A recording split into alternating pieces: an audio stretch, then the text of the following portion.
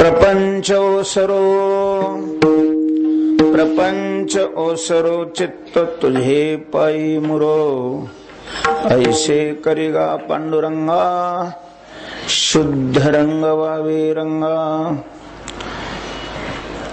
पुरे पुरे आता नको तुझे याची सत्ता, ऐसे करेगा पांडुरंगा शुद्ध रंग वावे रंगा। लटिके ते फेडा लटिके ते फेडा, तुका म्हणे जाय पिडा, ऐसे करेगा पांडुरंगा शुद्ध रंग वावे रंगा।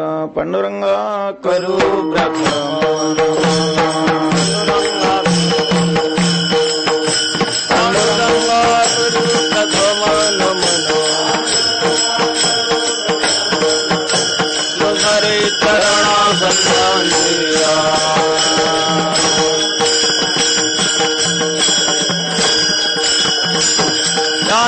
कृपादाने कथेचा विस्तार, कृपादाने कथेचा कृपादाने कथेचा विस्तार, बाबा जय सद्गुरुदास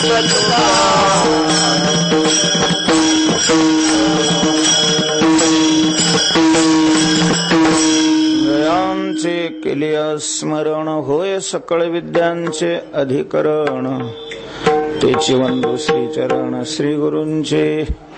नमो ज्ञानेश्वर नमो ज्ञानेश्वर, निवृत्त्योदारा सोपान देवा, मस्तक माझा पायावरी, मस्तक माझा पायावरी,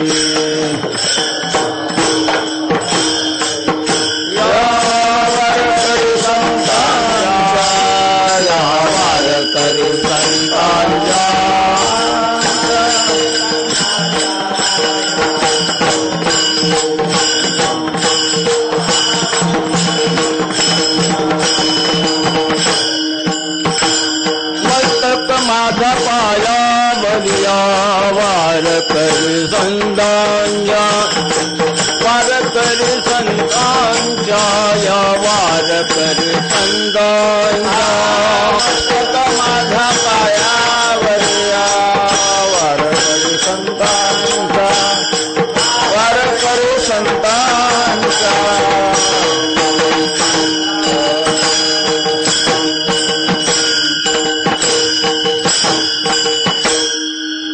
प्रपंच ओसरो चित्त तुझे पायी मुरो, ऐसे करेगा पांडुरंगा शुद्ध रंग वावे रंगा। श्रीमंत श्री जगद्गुरु तुकोबाराय या अभंगातून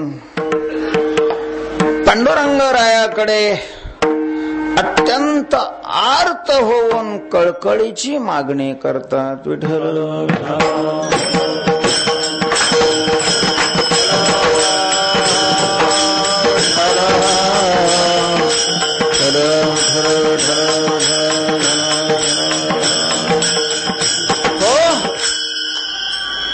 पांडुरंगाकडे मागणी करणारा हा अभंग आहे। आणि या अभंगामध्ये तुकोबारायांनी साधक दशेमध्ये असताना अत्यंत महत्वाची अशा प्रकारची आणि जिवंत साधना, जिवंत परमार्थ करणाऱ्याकडून केली जाणारी अशा प्रकारची मागणी आहे, असं त्या मागणीकडे पाहिल्यानंतर वाटतं। परमार्थ तर आम्ही करतोच आहे, चालूच आहे, दिंड्या चालू आहेत, वाऱ्या चालू आहे, कीर्तन चालू आहे, सत्य चालूच आहे। पण महाराज आपला परमार्थ हा मेलेल्या मुडद्याचा परमार्थ आहे की जिवंताचा आहे, अशी शंका यावी, इतका निर्जीव झालेला आहे। विठ्ठल विठ्ठल विठ्ठल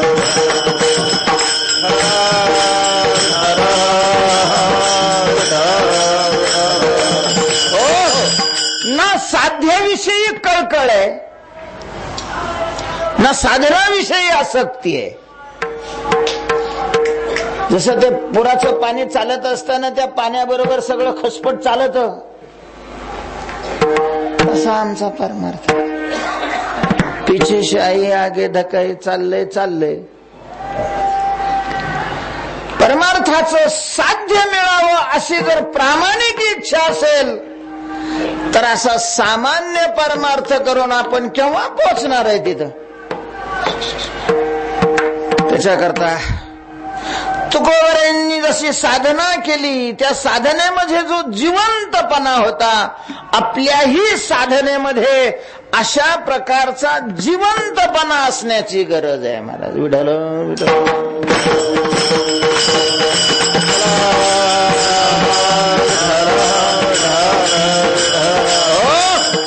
आमची साधना त्या यंत्रासारखी झाली. यंत्रासारखी म्हणजे नाही यंत्र लावले जात का नामस्मरण करणारे, हे करणारे, ते आपलं बटन दाबले की रामकृष्ण हरी रामकृष्ण हरी रामकृष्ण हरी. त्याला रामाचं काही घेणं राहत नाही, कृष्णाचा त्याचा कधी संबंध नसतो आणि हरीचाही प्रश्न नाही. बरंच तशा प्रकारची आमची यंत्रासारखी महिन्याला जायचं, 10 आंघोळ करायची, जागर करायचा, चक्कर मारायची, दर्शन झालं तर झालं, चालले पुन्हा परत. पदरात काय पडलेलं आहे कधी केला विचार? 50 वर्षापासून आम्ही वाऱ्या करतोय, काय प्रगती झाली आमच्या जीवनामध्ये? एवढी भक्ती, एवढी साधना, एवढे सप्ते, एवढं वाऱ्या केल्या, फरक किती पडलेला आहे? आपली वाटचाल साध्याच्या दृष्टीनं किती लांब गेलेली आहे.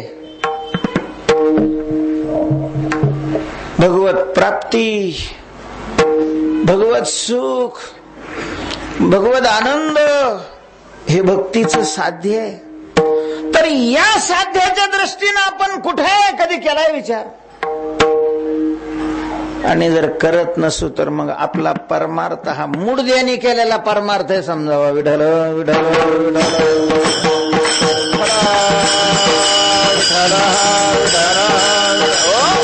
त्या बहिरंगातून आपण कधी मध्ये अंतरंगाकडे जाणार की नाही? का मरेपर्यंत टाळण चालीतच म्हणत बसणार आहे? आणि अंतरंगात घुसायचं असेल तर आपल्याला तुकोबारायांच्या साधन कालामध्ये तुकोबारायांची जी मानसिकता आहे त्या मानसिकतेचं चिंतन करावं लागेल. त्या अभंगाकडे अंतरंग दृष्टीनं पाहावं लागेल. तुकोबाराय साधना करत होते, अर्थात भक्तीची साधना आणि भक्तीमध्ये भगवत चिंतनाची साधना तुकोबाराय करत होते. भक्ती करणं म्हणजे नेमकं काय करणं आहे हो? भक्तीचं मुख्य अंग काय आहे? नेमकी कशाला भक्ती म्हणावी? भक्ती करायची म्हणजे नेमकं काय करायचंय? असा जर कोणी विचारला आपल्याला प्रश्न, व आपलं मन असं त्याला प्रश्न विचारत असेल तर ऐका, भक्ती करणं या शब्दाचा अर्थ आहे चित्त देवाजवळ स्थिर करणं. भक्त विभक्ताच्या विरुद्ध. तो काय असतो? भक्त. विभक्त म्हणजे वेगळा. देवापासून आपण वेगळं राहणं मनाने चिंतनाने, तो विभक्त आहे. आणि देवाच्या सानिध्यात राहणं, देवाजवळ राहणं, देवरूप होऊन राहणं म्हणजे काय आहे? भक्त आहे. भक्त नुसता फट्टा ओढला आणि गळ्यात माळ घातली म्हणजे नाही भक्त होत. ती एक त्याची प्राथमिक अशा प्रकारची पायरी आहे. भक्तीचं ते साधन आहे, भक्तीची साधना आहे. आणि देवाच्या सानिध्यामध्ये जे राहायचं असतं ते चिंतनाच्या द्वारा. म्हणून भक्ती शब्दाचा अर्थ व्यवस्थित कोणी विचारत असेल तर त्याचा स्पष्ट अर्थ हा आहे की भगवत चरणाजवळ आपलं चित्त स्थिर करणं म्हणजे काय आहे? भक्ती आहे.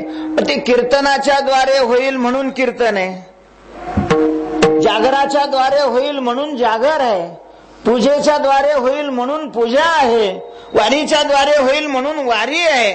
मुख्य त्याचं अंग आहे चित्त देवाच्या चरणाजवळ स्थिर झालं पाहिजे. पारायण त्याच्या करताय, नामस्मरण त्याच्या करताय, दिंड्या भजन त्याच्या करतायत. चित्त स्थिर करी ऐशी धावा धावी, चित्त लावे चरणापे. संतांचं हे म्हणणं आहे की तू चित्त देवाच्या पायाजवळ स्थिर कर. देवाचंही तेच म्हणणं आहे, मय्येव मनाधत्स्व.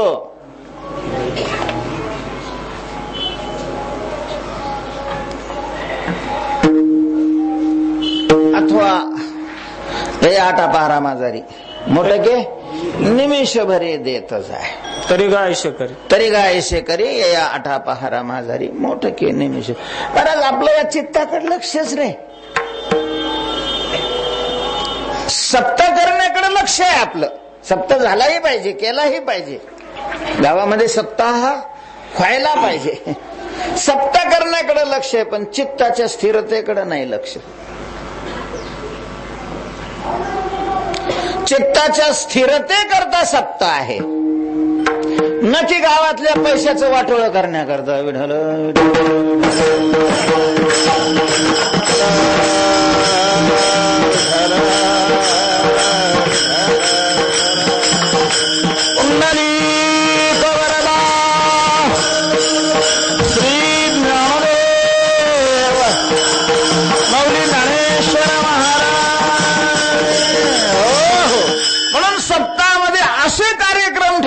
अशी कीर्तन ठेवावी की जेणेकरून अंतरी मूर्ती ठसावे श्रीहरीची. असेच ठेवतो कार्यक्रम आपण सप्ताहामध्ये, नाही का? नाही, जास्त वर्गणी झाल्यावर. वर्गणीच नाही झाली तर मग राहते. मोठा सप्ताह करायचा असला आणि लय मोठी वर्गणी केल्यावर असेच कार्यक्रम ठेवतो की ज्यांचं कीर्तन ऐकल्यानंतर वृत्ती भगवदाकार होते. कुठं चाललाय आपला परमार्थ कोणीकडं आहे का रुळावर तरी?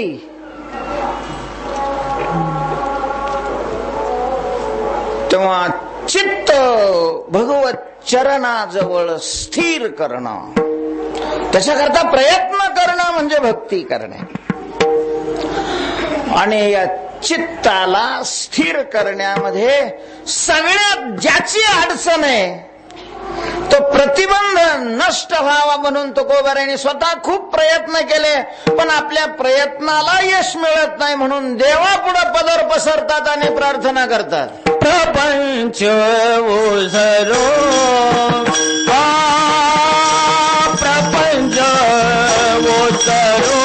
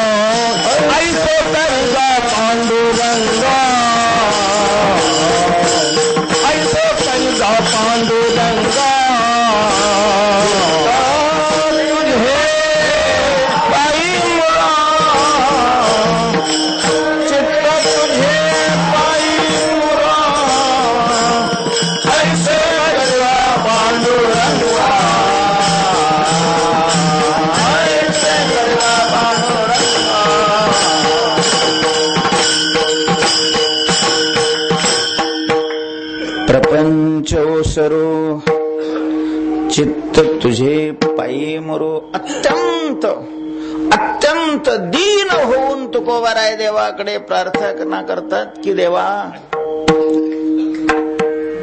हा प्रपंच ओसरो.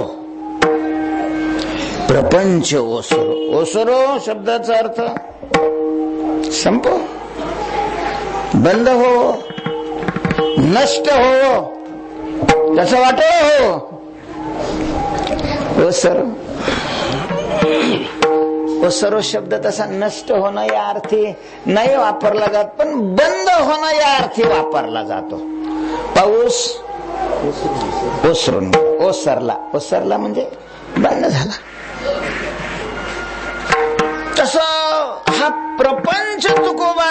करत की ओसरो. तुकोबारांची ही मागणी थोडी विचित्र वाटते. ठीक आहे, तुकाराम महाराज परमार्थ करत असतील, देवाच्या प्राप्तीकरता साधना करत असतील, करावं. कारण मानव जन्म देवाच्या प्राप्तीकरताच आहे. म्हणून मानव देह ज्यांना ज्यांना मिळालेला आहे त्यांनी त्यांनी देवाच्या प्राप्तीकरता साधना केलीच पाहिजे. आले हो संसारा तुम्ही एक गुन्हेगार आहे. ते गुन्हेगार मानव देह मिळून भगवत प्राप्तीकरता जर प्रयत्न करत नसेल तर तो गुन्हेगार आहे. कोणाचा गुन्हा केलाय? स्वतःचा. कोणाचा गुन्हा केलाय? स्वतःचा गुन्हा केलेला आहे. आणि एवढा मोठा गुन्हेगार आहे महाराज, तो आत्महत्या करत असतो, आत्मघात करत असतो. मानव देह मिळून भगवत प्राप्ती करता प्रयत्न न करणं म्हणजे आत्महत्या करणे, स्वतःचा घात करणे. आपापण्या घात कर, शत्रू झालो मी दारुला. त्यामुळे प्रत्येकाने भगवत साक्षात्काराकरता प्रयत्न करावेत. तुकोबाराय करत असतील तर आपल्याला त्याच्यामध्ये वाईट वाटण्याचं, काहीतरी वाटण्याचं काही कारण नाही. पण तुकोबाराय परमार्थाची साधना करताना देवाला प्रार्थना करतात, प्रपंच ओसरो, प्रपंच बंद पडो, पाऊस नाही पडो, ठिकाणी राहो, जगात कोणीच राहू नये, प्रार्थना झाली. तुकाराम महाराजांनी त्यांच्या परमार्थ करता प्रपंचावर खराटा फिरवायचं काय कारण आहे? का तुकोबाराय अशी प्रार्थना करत असतील, मागणी करत असतील देवाकडे, प्रपंच ओसरो. बरं, त्याच्याकडे मागणी करतात प्रपंच ओसरो ज्यांनी प्रपंच उत्पन्न केलेला आहे. नुसता उत्पन्न केलेला नाही, प्रपंचाचं पालन करण्याची जबाबदारी ज्याच्यावर आहे, जो जगाचा प्रपंचाचा पालक मंत्री आहे, सकळ जीवांचा करीतो सांभाळ. आणि त्याला त्याच्याकडे प्रार्थना करतात की हा प्रपंच काय हो बंद पडो. तो तरी कस काय ही मागणी पूर्ण करेल? तो करणं न करणं हा त्याचा प्रश्न आहे. पण तुकोबाराने अशी मागणीच कशी काय केलेली? परमार्थ यांना करायचं, यांना करावा, देव देव काय करायचं ते, प्रपंचाशी काय घेणं यांचं? फार झालं तर यांनी प्रपंचातून निघून जायला पाहिजे होतं. देवाकडे म्हणतात प्रपंच ओसरो, अशी या ठिकाणी शंका येण्याची शक्यता आहे प्रपंच या शब्दावरून. तर तशी काही शंका घेण्याचं कारण नाही. बाह्य अशा प्रकारचा भगवंतांनी निर्माण केलेला जो प्रपंच आहे, ज्या प्रपंचाचे आपणही एक घटक आहोत, ज्या प्रपंचामध्ये अशा प्रकारचा वावरतो, असा प्रपंच ओसरो अशी तुकोबारायांनी प्रार्थना केलेली नाही. प्रपंच ओसरण्याची प्रार्थना केलेली आहे. पण ज्या प्रपंचाचे आपण घटक आहोत, जो प्रपंच भगवंताने निर्माण केलेला आहे, ज्या प्रपंचाचं पालन करणं हे देवाची जबाबदारी आहे, कर्तव्य आहे, अशा प्रकारचा प्रपंच ओसरो असं तुकोबाराय म्हणत आहेत. आणि मग प्रपंच ओसरो सरळ सरळ शब्द आहे. तर प्रपंचाचे दोन प्रकार आहेत. प्रपंचाचे दोन प्रकार आहेत. एक ईश्वराने निर्माण केलेला प्रपंच आणि दुसरा जीवाने निर्माण. ईश्वरेणापि जीवेन सृष्टं द्वैतं प्रविच्यते. प्रपंच निर्माण करणारे दोघ आहेत महाराज. एक ईश्वर आहे आणि दुसरा जीव आहे. आपण आतापर्यंत ईश्वरानेच प्रपंच निर्माण केलं हे ऐकत होतो. जयापासून सकळ जण हे विश्व निर्मिती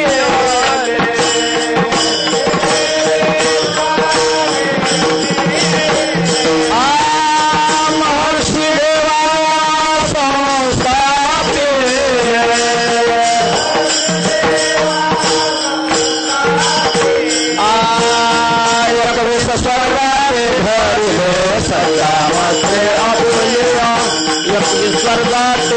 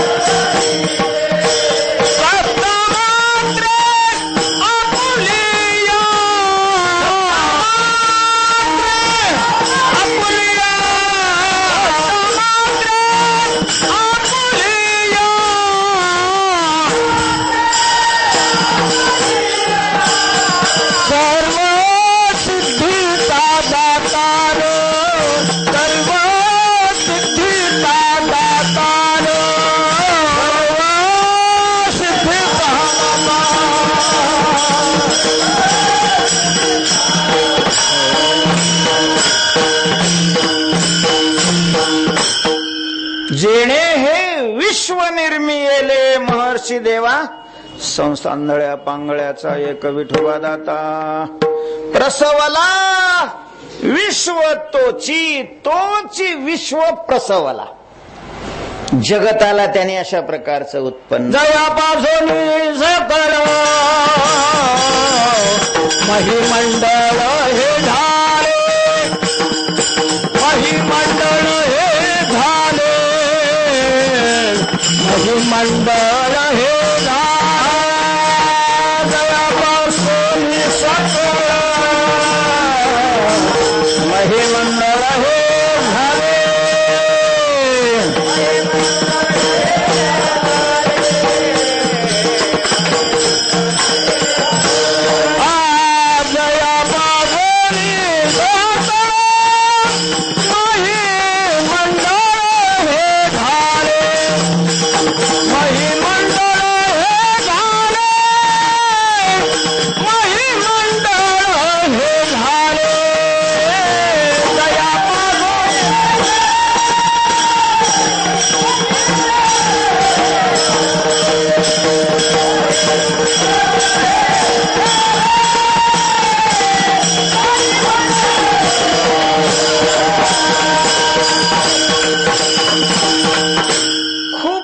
अशा प्रकारची प्रमाण आहे. देवाने जगत निर्माण केलं. याबद्दल देवाने जगत निर्माण केलं हे तर खरंच आहे, पण देवानेच जगत निर्माण केलं हे मात्र खरं नाही. देवाने निर्माण केलेलं जगतच इथं आहे असं नाहीये. पुराणामध्ये तर विश्वामित्रांनी जगत निर्माण केलेलं असं बी काय काय आहे. आणि विश्वामित्रच काय जगत निर्माण करतो महाराज? सगळेच प्रत्येक जीव एक सृष्टी निर्माण करत असतो. त्याला जीवकृत सृष्टी असं म्हणतात. ईश्वराने निर्माण केलेली सृष्टी. तुकाराम महाराजच काय असे 1000 तुकाराम महाराज आले आणि ते ओसरो म्हटलं तरी ते शक्य नाही. देव ते करणार नाही. आणि थोडस पुढे जाऊन सांगू, देवाने करायचं म्हटलं तरीही शक्य नाही. देवाने जरी ठरवलं की ही आपण निर्माण केलेली सृष्टी ती काय करायची? मोडून टाकायची. देवालाही नाही शक्य महाराज. देवाला शक्य नाही. अशक्य ते तुम्हाला हे नारायण असं तुकाराम महाराज म्हणतात आणि तुम्ही सांगता देवाला शक्य नाही. ज्ञानेश्वरीमध्ये अर्थात ज्ञानोबरेने हा फार सुंदर विषय रेखाटलेला आहे. अर्जुनाने भगवंताचं विश्वरूप पाहण्याची देवापुढे इच्छा व्यक्त केली. अर्जुनावर देवाचं खूप प्रेम असल्यामुळं देवाने आपलं विश्वरूप त्याच्या पुढे प्रगट केलं. पहिल्यांदा तर त्याला दृष्टी बी दिली नाही आणि नुसतंच काय केलं? रूप प्रगट केलं. पश्चादित्यानो समृद्रानं शिनो मरतो सदा भवने दृष्टपूर्व आणि पश्चाश्चर्याने भारत. अरे पा हे पा ते पा ते पा हे म्हणे दाखव ना. ते म्हणतोय पहा ना आणि हे म्हणतो दाखव ना. मग देवाच्या लक्षात आलं की अरे आपण विश्वरूप प्रगट केलं पण याला पाहण्याची दृष्टी दिली नाही. मग दृष्टी दिली. आता त्या दिव्य दृष्टीनं ज्या वेळेला अर्जुनाने ते विश्वरूप पाहिलं, सौम्य रूप पाहत होता तोपर्यंत बरं वाटलं, आनंद वाटला. पण जेव्हा त्याची ती भयानक रूप पाहायला लागला, दंष्ट्र कराला निचते मुखानी द्रष्टैव काला नलसन्निभानी दिशो न जाने न लभेच शर्म प्रसीद देवेश जगन्निवास. ती भयानक अशा प्रकारची रूप त्याला दिसायला लागली. एक एक तोंड असं होतं महाराज की अख्खं जग खात होतं. अर्जुनाने असं म्हटलेलं आहे की जसं पावसाळ्यामध्ये खूप पाऊस पडल्यानंतर नदीला महापूर येतो आणि ते सगळं पाणी कुठं जातं? समुद्रात जातं. सगळ्या जगाला आलेला हा उत्पत्तीचा पूर सगळाच्या सगळा तुझ्या तोंडात घुसू लागलेला. यथा नदीनां बहोंबुवेगा समुद्रमेवाभिमुखा द्रवन्ति तथा तवामी नरलोकवीरा यथा प्रदीप्तम जलम पतंगा विशंती नाशाय समृद्ध वेगाः तथैव नाशाय विशंती लोकास्तवापि वक्त्राणि समृद्ध वेग. अर्जुनाला म्हणजे घाबरलाय तो. अर्जुन नाही पाहायचं म्हणून माग तोंड केलं तर तिकडं बी दिसायचं. नाही पाहायचं म्हणून डोळे झाकले तरी आत दिसायचं, म्हणजे डोळे झाकले तरी तेच भसवण्याच्या प्रकारचं मुख, आणि कुणी कुठं पाहिलं तरी ते दिसायला लागलं. घाबरून गेला अर्जुन. आणि शेवट मग त्यांनी विचारलं की तू नेमकं कोण आहेस? मी समाधान होण्याकरता तुला ते रूप प्रगट करायचं, दाखवायची विनंती केली, आणि जगाला गिळतच तू उठलास. नेमका कोण आहेस तू? अख्ख्या ही मेको भगवान उग्र रूप. महाराज असं अर्जुनाने विचारल्यानंतर यानं काय सांगितलं माहितीये का? कालोस्मी लोकक्षयकृत प्रवृत्त लोकान समाहर्तुमिह प्रवृत्त. काळ आहे मी, काळ, आणि लोकांचा नाश करण्याकरता, गिळून टाकण्याकरता मी काय झालोय या ठिकाणी प्रवृत्त झालोय. नंतर ऋते पितामह अशा प्रकारचं म्हटल्यावर थोडा अर्जुन सावध झाला. आणि तिथं अर्जुनाच्या मुखामध्ये ज्ञानोबराने हा विषय घातलेला आहे. अर्जुन म्हणतो, देवा तू काळे केलं मान्य आम्ही, आता काळच म्हटल्यानंतर लोकांचा ग्रास करणं हा त्याचा काय झाला? खेळ झाला. एक म्हणलो काय कमाल आहे, म्हणलं काय झालं रे? ते म्हणे चोराने चोरी केली, आणि मग आता काय तो कीर्तन करील होय? चोराने चोरी केली याच्यात काय? कीर्तनकाराने चोरी केली मग माणसाला कस तरी वाटेल. चोराने चोरी करे का याच्यात काय विशेष आहे? तसं काळ जर खात असेल, खातो जगाला, म्हणूनच त्याचं नाव काय आहे? काळ. अशा प्रकारचं पडलेलं आहे. हे जरी खरं असलं तरी अर्जुन म्हणतो, देवा तू आता जगाला खावं हे माझ्या काही विचाराला नाही मिळत, तरी तू आजी काळे, आजी स्थितीची वेळे ग्रासी जे हे न मिळे विचारास. कारण अखंड असणाऱ्या तो काळाला, तुझ्या काळाचे 3 प्रकार आहेत. तुझा अखंडिताची काळा हाती 3 वेळा, त्या 3 परी सबळा आपली असमयी, आणि या 3ही वेळा त्यांच्या त्यांच्या क्षेत्रामध्ये, एरियामध्ये काय आहेत? प्रबळ आहेत, बलवान आहेत. जे वेळी हो लागे उत्पत्ती, त्यावेळी स्थिती प्रलय हरपती, स्थिती काळी न मिळवती, उत्पत्ती प्रलय. अशी तो भरे भोगे, स्थिती वर्षिजत आहे जगे, म्हणून ग्रासीसी हे न लगे माझ्या जीवी. आज स्थितीचा काल आहे, आणि या स्थितीच्या कालामध्ये तू सगळ्यांचा नाश करतोस असं म्हणतोस. मला नाही पटत, मी नाही हे मानणार. स्थितीच्या कालामध्ये तुलाही जगाचा नाश करता येत नाही. हे कुणाला म्हटलेलं आहे अर्जुनाने? ईश्वराला. त्यावेळेला अर्जुनाला काही गाथा पाठ नव्हता असं नाही. अशक्य ते तुम्हाला हे नारायण हे लिहिलेलं. विठ्ठल विठ्ठल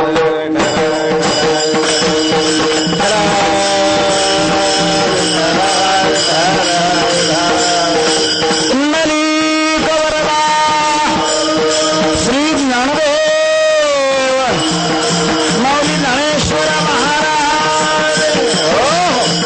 कारण ईश्वर सृष्टी निर्माण करत असला तरीही स्वतंत्रपणे नाही करत. कर्माचं साह्य घेऊन ईश्वर सृष्टी निर्माण करतो, आणि त्या कर्माची ज्या वेळेला स्थितीचा भोगाचा काल असतो त्यावेळेला ईश्वराला ही सृष्टी नष्ट करता येत नाही. सूर्य मावळतो, मावळत नाही असं नाही का? दुपारा मावळतो नाही म्हटले मी मंत्री आहे, ऊर्जा मंत्री, आणि मी दुपारी 12 वाजता सूर्य काय करणार? मावळणार. बापाला नाही शक्य. बापाला म्हणजे ईश्वराला, सत्ताधाऱ्याचा बाप तोच आहे ना. तेव्हा हागा चौपहारी न फिटता भलती वेळ सविता. बरोबर नाही, हे शक्य नाही. कैसे अंगीचे तारुण्य काढावे, कैसे नव्हेचे वार्धक्य आणावे, म्हणून करू मनसी ते नव्हे होणे काळे. हे तुलाही शक्य नाही देवा. आज स्थितीचा काळ आहे, त्यामुळं तू प्रपंचाचा नाश करू शकत नाही. म्हणजे देवही करू शकत नाही. तुकाराम महाराज कशी काय प्रार्थना करतील? एक गोष्ट. दुसरी गोष्ट अशी आहे की देवाने निर्माण केलेला प्रपंच हा भक्तीच्या साधनाला बाधक नाही. उलट काय आहे? साधक आहे. साधक साधक आहे. अबाधकंच अबाधकम साधकंच, तर ते बाधक नाही, साधक आहे. साधक कसा आहे? देवानी निर्माण केलेल्या सृष्टीतच हे शरीर आहे. हे जे शरीर आपल्याला दिसतंय आपलं, तर हे कोणाच्या सृष्टीतलं आहे? ईश्वराच्या सृष्टीतलं आहे. देवाने निर्माण केलं ना, देवे दिला देह, देवाच्या सृष्टीतलंय.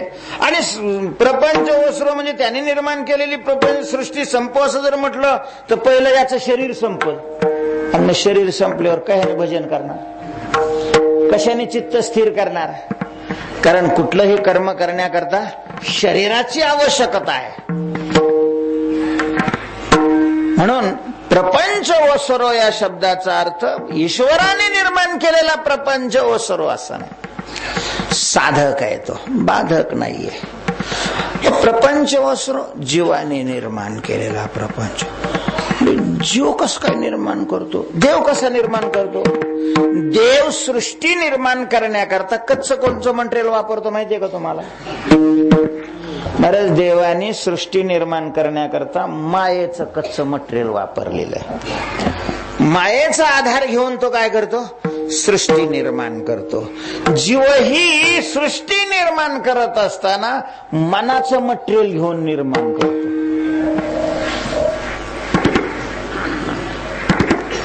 म्हणून जीवाची सृष्टी ही मानसिक सृष्टी आहे. मनोमय सृष्टीला जीवसृष्टी अशा प्रकारचं म्हणतात. बऱ्याच वेळेला एखादी वस्तू मिळत नसली, खूप त्याला तणतण होते, काहीतरी करून घेतो. लोक म्हणतात देवाने असली कशाला निर्माण केली? एवढा जर लोकाला त्याच्यामुळे त्रास होतो तर देवाने असं का निर्माण केलेलं आहे? देवाने वस्तू निर्माण केलेली आहे, त्रास देवाने नाही निर्माण केलेला. देवाने वस्तू निर्माण केली म्हणून त्रास नाही, तुझा फाजीलपणा आहे म्हणून त्रास आहे.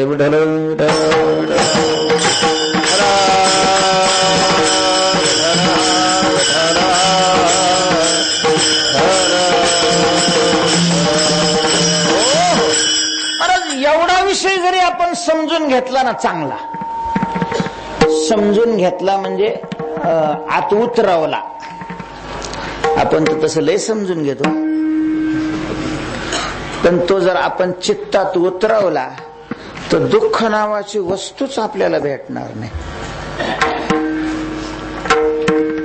भगवंताने निर्माण केलेली सृष्टी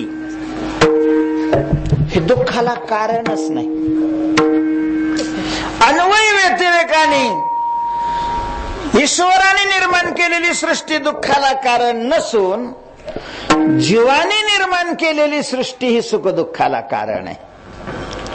कारण ज्या वेळेला ईश्वराने निर्माण केलेली सृष्टी असते आणि जीवाने निर्माण केलेली सृष्टी नसते, त्यावेळेला दुःख नाही, भीती नाही, चिंता नाही, काहीच नाही.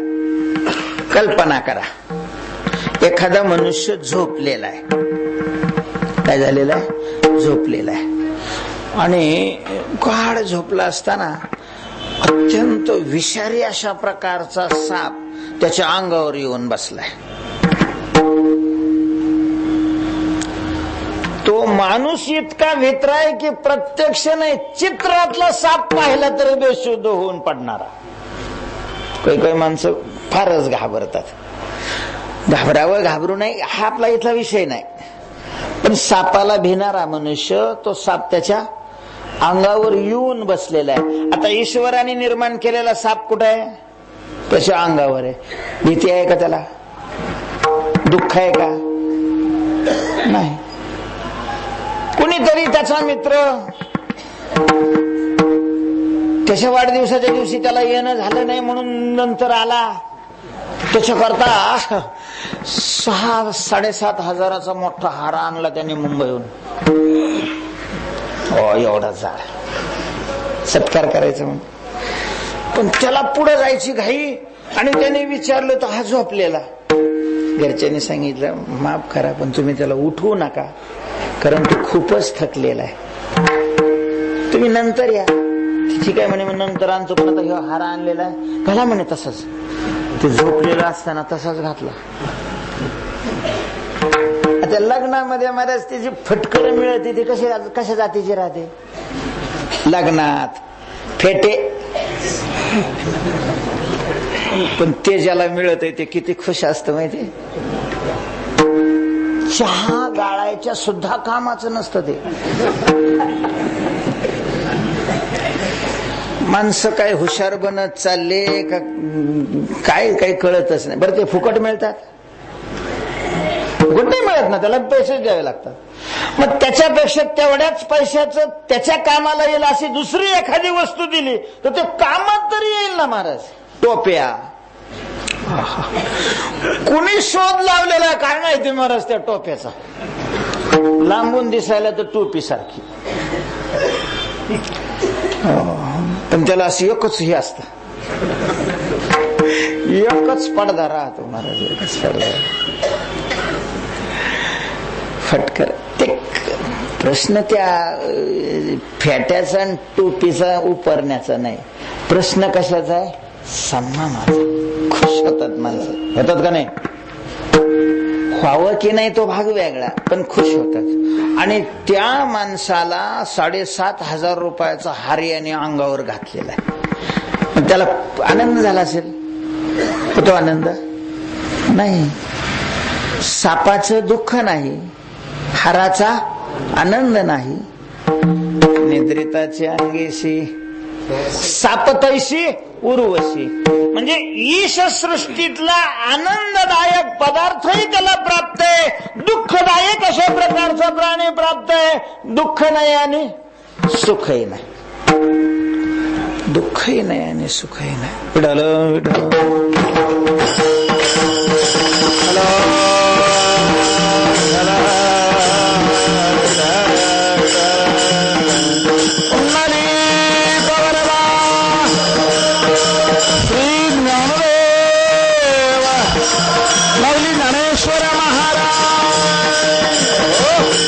ईश्वर सृष्टीतलं पदार्थ प्राप्त असताना त्याला सुख नाही, दुःख नाही. कल्पना करा मग झोपेत तो स्वप्नात गेला, स्वप्न पाहायला लागला. त्यावेळेला साप काय झाला होता? निघून गेला होता आणि स्वप्नात झुरळ त्याच्या अंगावर चढलं. ईश्वर सृष्टीतलं का? स्वप्नातले सगळ्या पदार्थाचे निर्माते आपण असतो, विश्वकर्मा. स्वप्नात जे पदार्थ पाहतो ते देवाने नसतात निर्माण केलेले, ते कोणी निर्माण केलेले असतात? आपण निर्माण केलेले असतात. ते झुरळ नुसतं अंगावर पडलं तर आरडत उठलं. नंतर कळालं सुद्धा की ते स्वप्नातलं होतं, तरी त्याची छाती धडधड करत होती. टेम्परेचर किती वाढलंय पाहायला त्यांच्याकडे मशीन नव्हती. म्हणजेच आपल्या सुखदुःखाला कारण ईश्वराने निर्माण केलेले पदार्थ नाहीत, मग आम्ही निर्माण केलेले पदार्थ आहेत. आम्ही मनाने त्या ईश्वराच्या पदार्थासारखा दुसरा पदार्थ तयार करतो. म्हणून एखादा घट जर समोर असेल तर मातीपासून तयार झालेला घट वेगळा, आणि तो ज्याच्या मालकीचा असतो त्याने त्या घटासारखाच दुसरा मानसिक अशा प्रकारचा घट तयार केला असतो. मृण्मय धीमय अशा प्रकारचे त्याला शब्द आहेत. मृण्मय धीमय. आणि सुखदुःखाला कारण ईश्वराचे नाही. फार रडायला लागला, हो फार रडायला लागला. काय झालं? त्याचा मुलगा मेला. काय झालं? मुलगा मेला. आता मुलगा मेला, मुलगा कोणाच्या सृष्टीतला? ईश्वराच्या सृष्टीतला. आणि तो मेला म्हणून रडतोय, म्हणजे त्याला दुःख झालं हे कोणाच्या सृष्टीमुळे झालं? सरळ सरळ ईश्वराच्या सृष्टीतल्या पदार्थामुळे झाला असं वाटतं ना. आणि तुम्ही सांगता की ईश्वराचे पदार्थ, ईश्वर सृष्ट पदार्थ सुखाला आणि दुःखाला कारणीभूत नाहीत. महाराज तो मेलाय, जो मेलेला आहे तो ईश्वर सृष्टीतला आहे म्हणून तो रडतोय, हे खरंय. पण या ठिकाणी दोन्ही एकत्र आहेत. ईश्वराच्या सृष्टीतली व्यक्ती मेल्यावर जर हा रडत असेल तर हा दररोज रडला पाहिजे, कारण रोज ईश्वराने निर्माण केलेले काय होतात, मरतात. असा दिवस जात नाही की ज्या दिवशी माणसं मरत नाहीत. तेव्हा कुठं हा रडला? हा जर ईश्वराच्या सृष्टीतला याचा पोरगा मानला तर याचा काही संबंध आहे नाही. मग ह्यो मेल्यावरच कस काय रडला? ईश्वराच्या सृष्टीतला पोरगा नाही त्याला कारणीभूत झाला. मग यांनी त्या पोराबरोबर एक आपला मानसिक पुत्र तयार केलेला होता, तो दोघं मेले, त्याच्यामुळे हा रडत होता. पंचदशीमध्ये दृष्टांत दिलेला आहे. दूरदेशे गतम पुत्रम. दूर देशामध्ये एका गावातले दोन पोरं राहत होते, एका कंपनीमध्ये काम करत होते. कल्पना करा, त्या कंपनीमध्ये स्फोट झाला.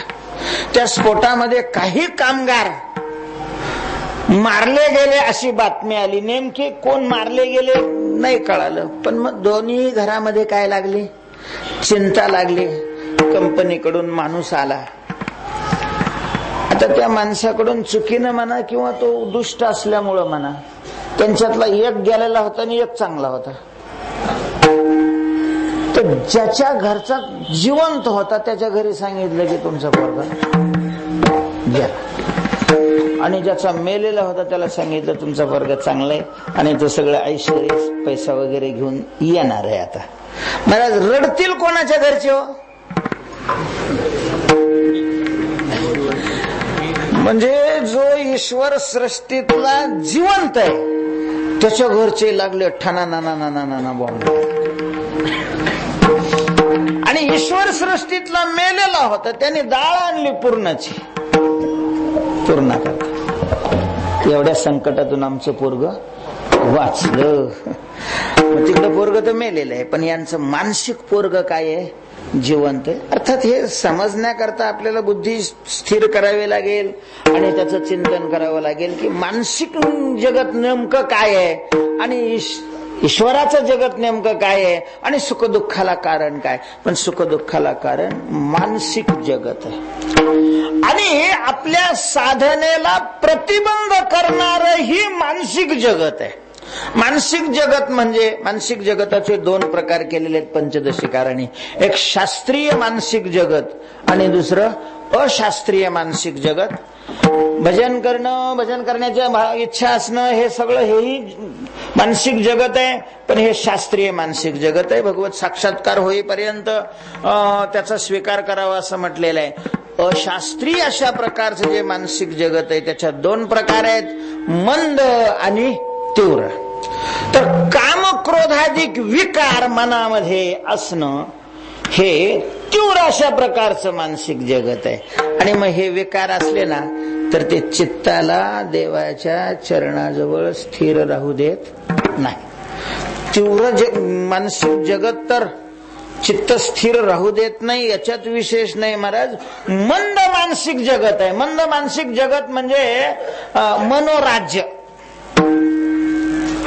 मनोराज्य.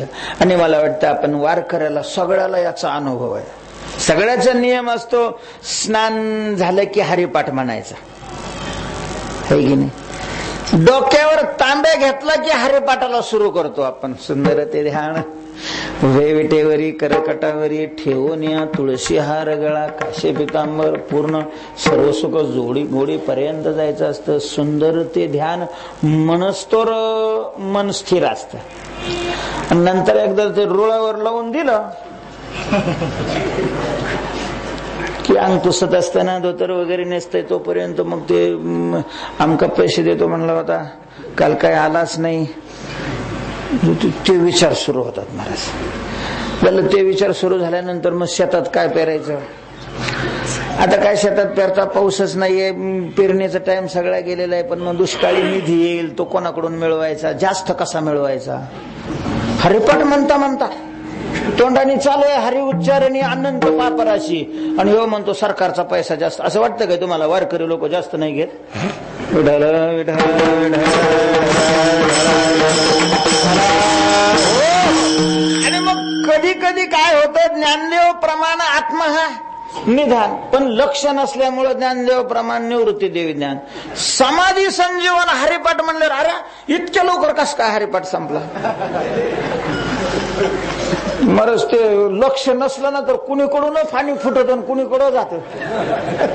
ते पाटाने जात असं नाही, कुणीकडं पाणी फुटत आणि कुणीकडं निघून जात. त्या गीतेमध्ये तर सगळी भानगडच होऊन जाते.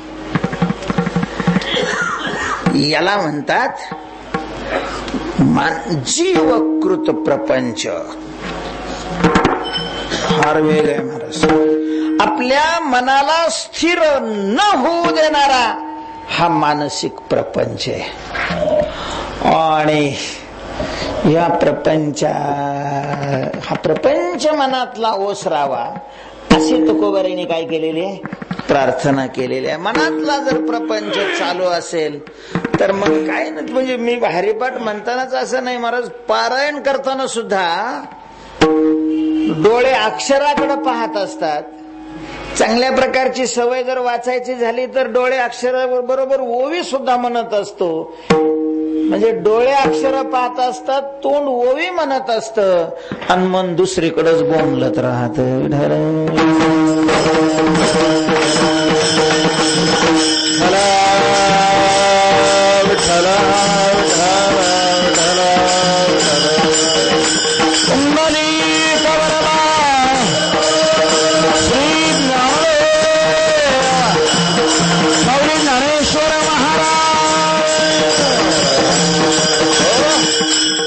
या जीवकृत सृष्टीचं वर्णन पंचदशीच्या 4थ्या प्रकरणामध्ये द्वैत खूप सुंदर आणि विस्ताराने अशा प्रकारचं विद्यारण्य स्वामींनी केलेलं आहे. तेव्हा तुकोबाराय म्हणतात की देवा, हा जो मानसिक प्रपंच आहे ना, चित्तामध्ये याचे ढग येतात आणि त्याच्यावर असलेली आसक्ती, प्रेम त्याचा काय पडतो, पाऊस अशा प्रकारचा पडतो. तर हा चित्तात असणारा प्रपंच तो काय हो, ओसरो. पण कशा करता तुकोबाराय तुम्ही अशी प्रार्थना करता की चित्तातला हा मानसिक प्रपंच ओसरावा? तर तुकोबाराय म्हणतात त्याच्याशिवाय चित्त तुझ्या पायामध्ये मुरणार नाही. चित्त देवाजवळ जाणं, चित्त देवाजवळ राहणं आणि चित्त देवाच्या स्वरूपामध्ये मुरणं, अशा या परमार्थाच्या 3 कक्षा आहेत. विठ्ठल विठ्ठल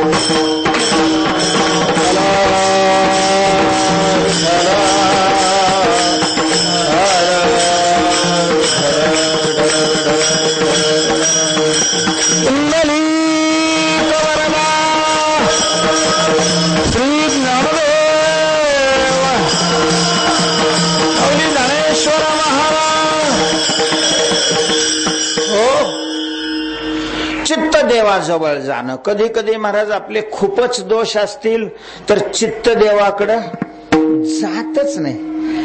मढ्या देवाजवळ नेऊन फारसा उपयोग नाहीये. हमस म्हणले आम्ही 24 तास उभं राहिलो, बरं आहे, चांगलं आहे.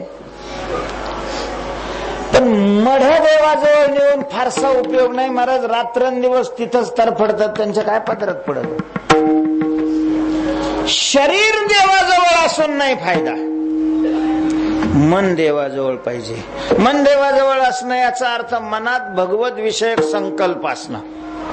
प्रभातीशी वाटे तुमच्या यावे दर्शना, येथे नचले चोरी उरली राहे वासना.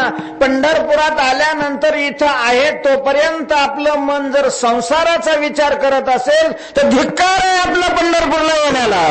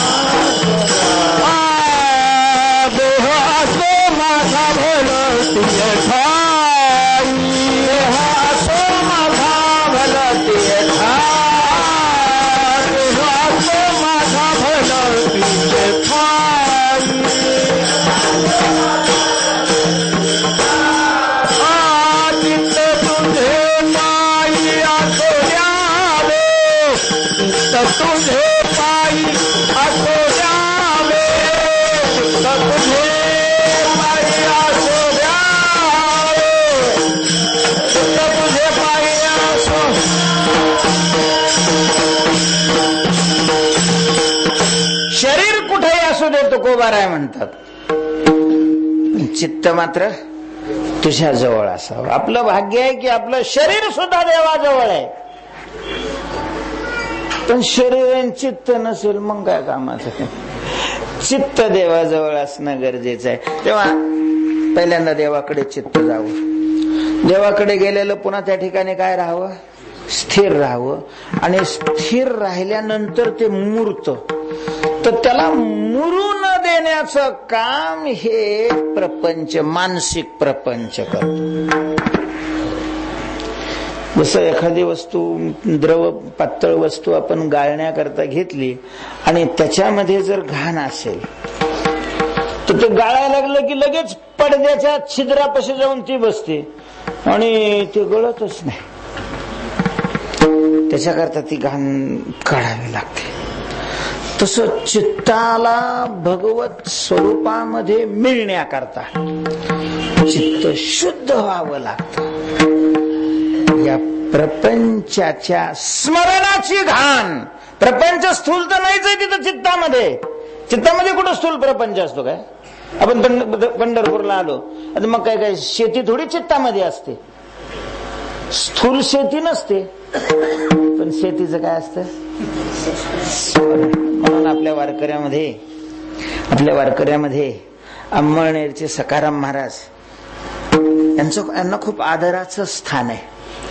का आदराचं स्थान आहे त्यांना? तर ते पंढरपूरला वारीला निघाले की घर पेटवायचे. म्हणजे लगेचच काय करायचे, ते जाळून टाकायचे आणि मग इकडे यायचे. याचा अर्थ काय? याचा अर्थ जे जे पंढरपूरला येतात त्यांनी आपलं घर काय केलं पाहिजे, पेटवलं पाहिजे. महाराज पेटवलं तर पंढरपूरला येण्याचा फायदा आहे, पण पेटवायचं म्हणजे काडी लावणं म्हणजे पेटवणं नाही. आपल्याला घर नावाची वस्तू ही लक्षातही राहू नये तिकडून निघाल्यानंतर, याला म्हणतात पेटवणं. धाव घाला पंढरपुरा, विषय गुंडोनी पसारा धाव घाला पंढरपुरा. जर घरी राहण्यापेक्षाही इथं तिकडचं जास्त चिंतन होत असेल तर मग अशाने पोरं स्वरांना पाठवीत जा ना, आपण घरीच राहत जा. उगा इथं गर्दी करून काय फायदा नाही.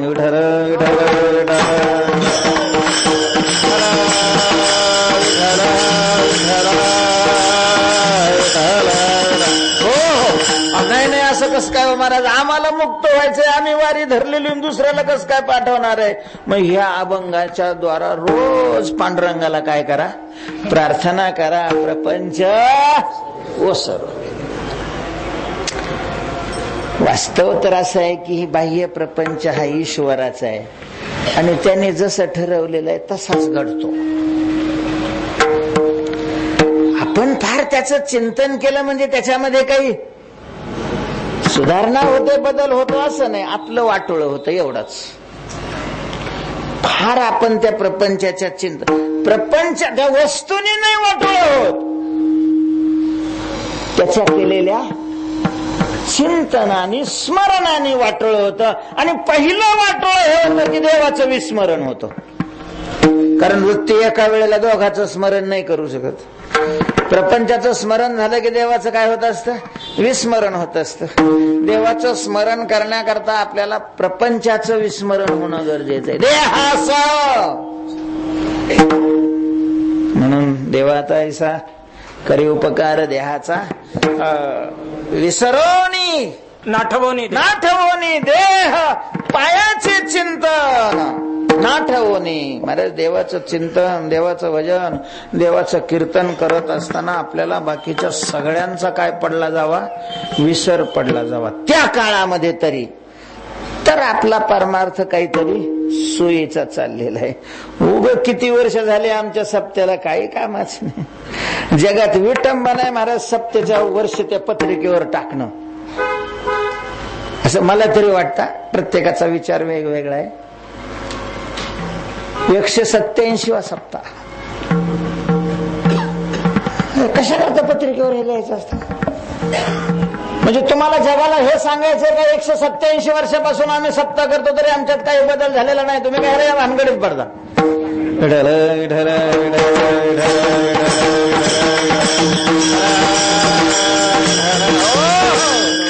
वर्ष मोजण्यापेक्षा आपली स्थिती मोजावी महाराज. वर्ष मोजण्यापेक्षा काय बदल झालाय आपल्या चित्तामध्ये, किती प्रगती झाली आहे, किती परमार्थ आमच्या अंतःकरणामध्ये घुसलेला आहे हे पाहू. वर्ष काय मोजता. हे डोंगरण हे पर्वत किती का दिवसापासून आहे तिथं. तुकोबारायांनी जी प्रार्थना केलेली आहे ती अशा कळकळीतून केलेली आहे. तुकोबाराय म्हणतात, देवा हा प्रपंच माझ्या चित्तामध्ये असलेला उभा तो मला तुझ्या पायाच्या ठिकाणी स्थिर राहू देत नाही, मुरू देत नाही. माझं चित्त तुझ्या पाया ठिकाणी मुरण्याकरता या प्रपंचाला तू काय कर, बंद पाड. प्रपंच वसरू चित्त तुझे पायी मुरू. देवा ऐसे करी, काय करी, ऐसे करी गा पांडुरंगा, ऐसे करी गा पांडुरंगा, ऐसे करी गा पांडुरंगा,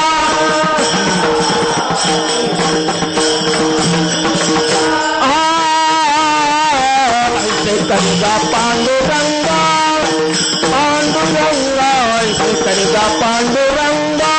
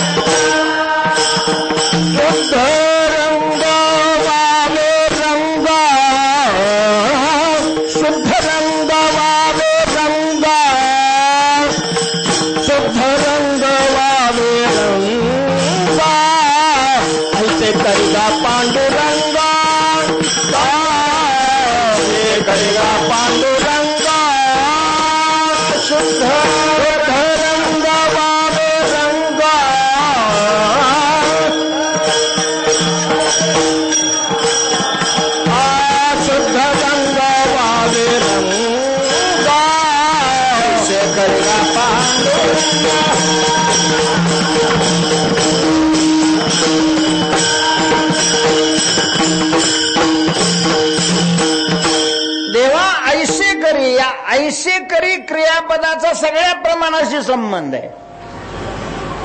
प्रपंच वसरो ऐसे करी, चित्त तुझे पायी मुरो ऐसे करी. पण ऐसे करी म्हणत असताना जे संबोधन तुकोबारायांनी वापरलेलं आहे देवा करता ते काय आहे, पांडुरंग. पांडुरंग पांडुरंग म्हटलेलं आहे. पांडुरंग शब्दाचा अर्थ पांडू, पांडुहू आणि पांडुर अमरकोशामध्ये हे 3 शब्द आहेत आणि या तिन्ही शब्दाचा अर्थ आहे शुद्ध. पांडू शब्दाचा अर्थ काय आहे, शुद्ध. आणि रंग शब्दाचा अर्थ आहे आनंद. रंग शब्दाचा अर्थ आनंद आहे. हा शब्द तर आपण व्यवहारातही वापरतो. काय रंग आला गप्पात, जेवणात, खेळात, कीर्तनात, भजनामध्ये तर रंग आला या शब्दाचा अर्थ मन त्या ठिकाणी काय झालं, तन्मय झालं, आनंद अशा प्रकारचा आला. तर या आनंदाचे 2 प्रकार, अशुद्ध रंग आणि शुद्ध रंग. विषयाच्या संबंधाने मिळणारा जो रंग आहे, आनंद आहे, हा अशुद्ध आहे. काय अशुद्ध आहे त्याच्यामध्ये एक तर विनाश ही अशुद्धता आहे. विषयाचा आनंद टिकाऊ नाही. आता तुम्हाला काही पोरं झाल्याचा आनंद झालेला नव्हता का? इथं बहुतेक वृद्ध माणसे आणि फार काही सगळे ब्रह्मचारी नाही दिसत. पोरगा झाल्यावर आनंद झाला की नाही? पहिलं पोरग झालं तेव्हा झाला की नाही? आता आहे का? त्या पोरगा झाल्याचा आनंद आता आहे का? मग आता त्या पोराबद्दल काय असतं? दुःख. दुःख महाराज संसारातली म्हातारी 80% माणसं असलेल्या पोरामुळे दुःखी आहेत. विठ्ठल विठ्ठल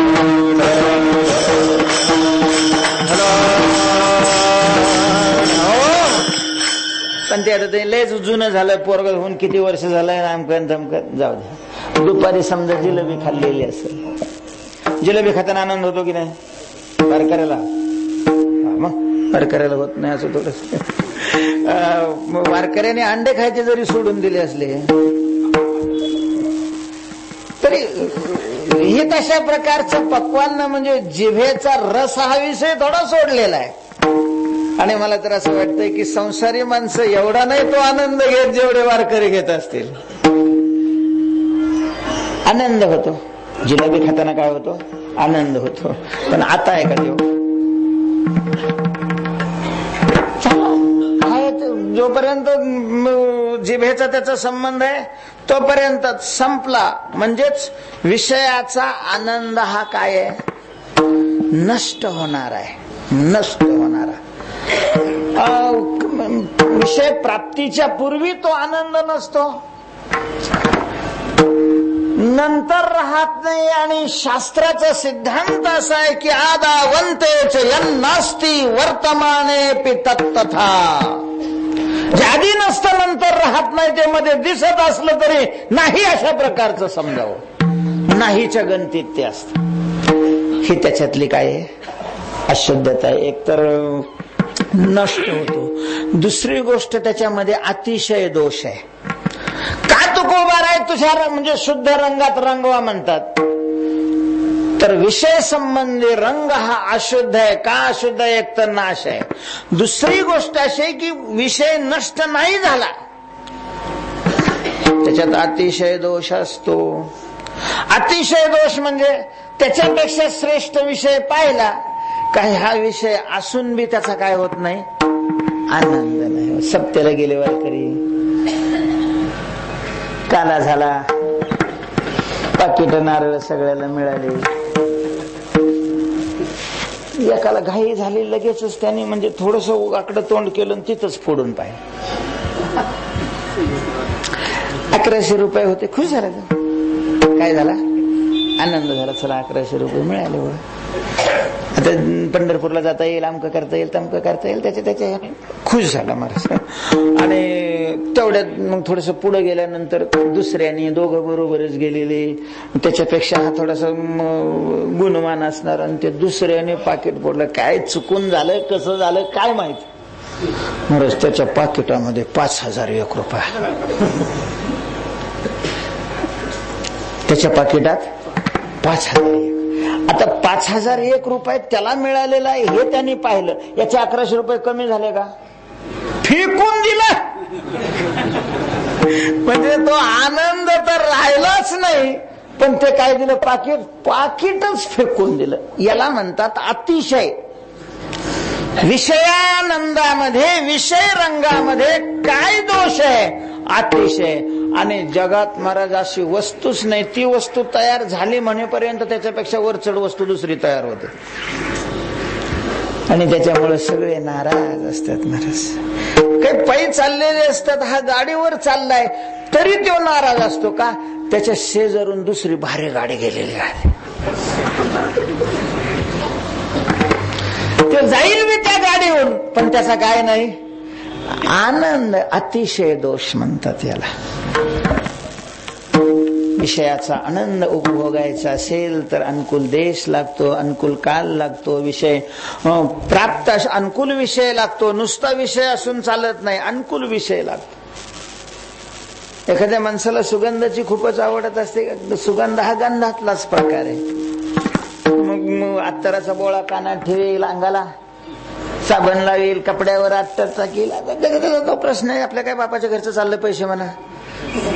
आणि मग तो एखाद्या पाहुण्याकडे गेला, त्यांना माहिती आहे याला गंधाची खूप आवड आहे, मग सडलेलं कुत्र त्याने आणून ठेवलं. सडलेल्या कुत्र्याचा काय येतो? गंधच ना. गंध हा नाकाचा काय आहे? विषय. मग याला आनंद होत असेल. नुसता विषय नाही, अनुकूल विषय लागतो. नुसत्या विषयाचा कुठं आनंद होतो? अनुकूल विषय पाहिजे. महाराज ही अनुकूलता सुद्धा विषयावर अवलंबून नाही, त्याच्यावर अवलंबून आहे. कधी कधी तीच व्यक्ती अनुकूल असताना आनंद होतो, नंतर तीच व्यक्ती ज्या वेळेला प्रतिकूल होते ते अलीकडचे कट्टे शिकायला दुसरीकडे जातात, तिकडेच कोणातरी पोरं जमतं, घरच्याला कळतं, घरचे विरोध करतात, आमकं करतात. ते म्हणतो नाही तिच्याशिवाय माझं काही खरंच नाही, म्हणून मी जीव देतो, नाही तर जीव देतो. नको बाबा जीव कर, तुला काय करायचं. झालं ते होतं नाही होतं तर 2-3 महिन्यात पुन्हा अर्ज वकिलाकडं, घटस्फोट. तो म्हणतो आता ती घरात दिसली का मी जीव देणार. म्हणजे आज जी अनुकूल वस्तू आहे ती शेवटपर्यंत अनुकूल राहीलच असं नाही. या विषयाच्या ठाई एकनिष्ठता काही नाही. अशा प्रकारचा मात्रा स्पर्श असतो. कोणते शीतोष्ण कदा अशुद्ध रंग अशुद्ध. म्हणून विषय संबंधी असलेला मनुष्य जगात तुम्हाला कधीच सुखी दिसणार नाही.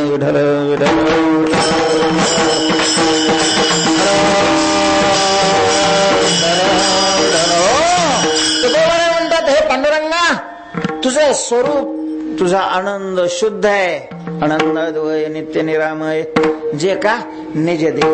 त्या आनंदात मला रंगव, त्या आनंदाने मला आनंदी अशा प्रकारचं बनव. बस झालं आतापर्यंत या सगळ्यांची सत्ता आमच्यावर होती, आता नाही आम्हाला चिड आली आहे त्याची पुरेपुरे. आता नको तुझी याची सत्ता. कोणाची सत्ता आहे? कर्माची सत्ता आहे आपल्यावर. कोणाची सत्ता आहे?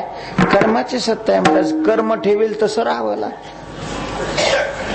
कर्म ठेवील तसं. आता बघा आपल्याला भागत्याग लक्षणं फार करायची नेहमी संसारात काय झालेली आहे, सवय लागलेली आहे. आपण आपलं जेवढं घेण्यासारखं तेवढं घेतो, बाकीचं आवडत नसलं तरी दुर्लक्ष करतो. म्हणून तेवढ्या पुरतं हसताना दिसतो. काय खरेच समाधानी थोडंच असतो. कस काय पोरग आहे तुमचं? बरे बरे काय बरे, रडतो तो बरं आहे म्हणतो. म्हणजे ह्याच्या मनासारखं ते वागतच नाही. तर मग जसं वागत आहे तसं आपला हा काय करतो, घेतो दाखवून. मग काय करताय? कर्माची सत्ता आमच्यावर. कर्माची जसं कर्म ठेवील तसं राहावं लागतं. विकाराची सत्ता आहे आमच्यावर, मोहाची सत्ता आहे आमच्यावर, अज्ञानाची सत्ता आहे. तुकोबाराय म्हणतात बस देवा आता या दुसऱ्याची सत्ता पुरे पुरे. कार्यात्मकही नकोय आणि कारणात्मकही नकोय, पुरेपुरे आता नको दुजियाची. अहो काय तो करा महाराज, जे दुज आहे ते काही खरं आहे का? अज्ञानाची सत्ता आहे, अज्ञान खरं आहे. मोहाची सत्ता आहे, मोह खरा आहे. कर्माची सत्ता, हे सगळं जगतच मुळात खरं नाहीये. तुकाराम महाराज म्हणतात खोट आहे ना, हा मग काढून टाका. लटके ते फेडा, लटके ते फेडा, लटके ते फेडा.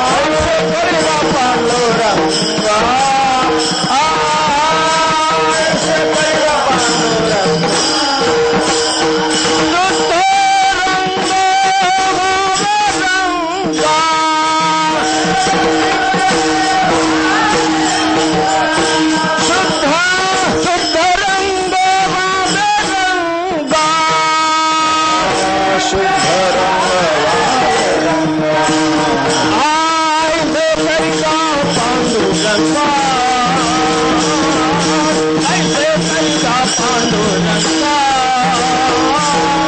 ऐसे करेगा पांडुरंगा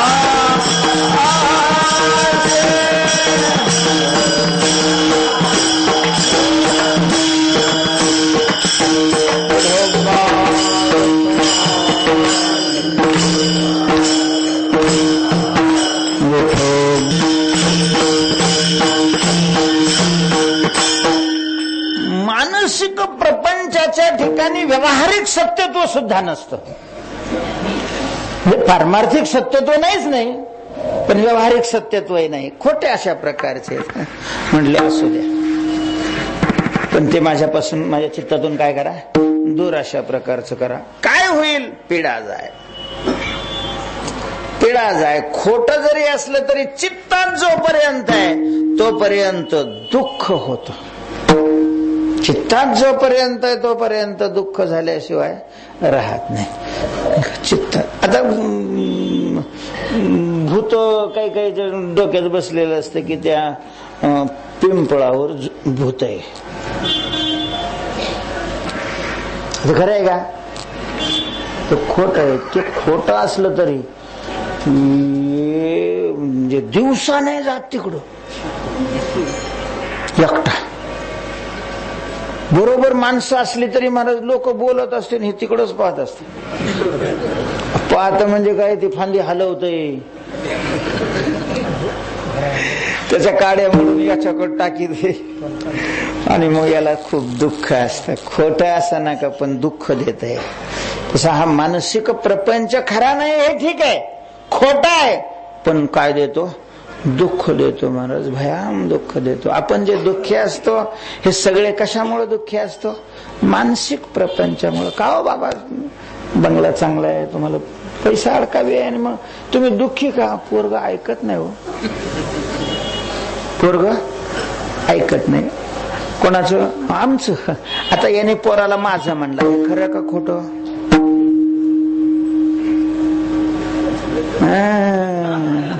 जवळ आलं ना आता, जवळ आलं ना आता. खोटा आहे महाराज, काही संबंध नाही याचा त्या पोराला माझं म्हणण्याचा. पंचमहाभूतापासून त्याची निर्मिती आहे, त्याच्या कर्माने कर्म त्याचं निमित्त कारण आहे आणि भगवंताच्या प्रेरणेने त्याचा काय झालेला आहे? जन्म झालेला आहे. याला माध्यम केलं एवढंच. याला फाजीलपणा सांगितलं कोणी होतं याला माझं म्हणायचं? शेजारचं पोरग याचं ऐकत का? याचं ऐकत नाही, शेजारचं कशाला ऐकल? पण त्याचं दुःख नाही होत ना. शेजारचं पोरग ऐकत नाही त्याचं दुःख नाही त्याला होत का? त्यांनी त्याला काय म्हणलं नाही? माझं म्हणलं नाही. नको म्हणून नाही याला माझा. मानसिक प्रपंच खोटा असला तरी खूप पीडा देतो. तुकोबाराय म्हणतात देवा काढावं याच्यातून मोकळं, मकरा मला याच्यातून लटिके दे फेडा. तुका म्हणे जाय पिडा ऐसे करेगा पांडुरंगा, शुद्ध रंग व्हावे रंगा. आपल्याला हे आवडतं, ऐसे करेगा पांडुरंगा, पण लटिके ते फेडा ते नाही झुलत. पण लक्षात ठेवा, लटिक फिटल्याशिवाय शुद्ध रंगात आपण रंगणारच नाही. शुद्ध रंगात रंगायचं असेल तर आपल्यालाही शुद्ध व्हावं लागेल. आणि अशुद्ध शुद्धात मिळवलं की ते शुद्ध नाही होत, ते तिसरंच होतं. मग ज्ञानेश्वर